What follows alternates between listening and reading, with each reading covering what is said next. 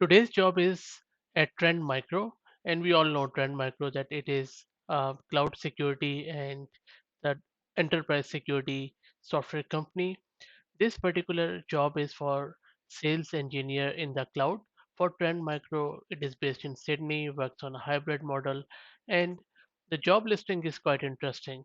As part of this job role, you will be consulting with the customers, understanding their issues, and demonstrate and architect possible solutions.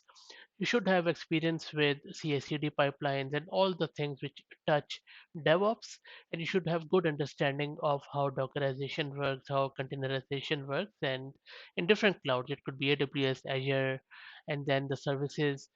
If you have worked with them or if you know the details about it, like Kubernetes in AWS, like EKS, then that should be suite for this job. If you have experience working as a systems engineer, supporting automated builds and continuous integration, that should also be a good source for your resume. If you are successful for this job, you would need to undergo a background check and a national police check in Australia. So that's it. If you think this job is for you, go to Trend Micro's website and apply directly from there. Thank you.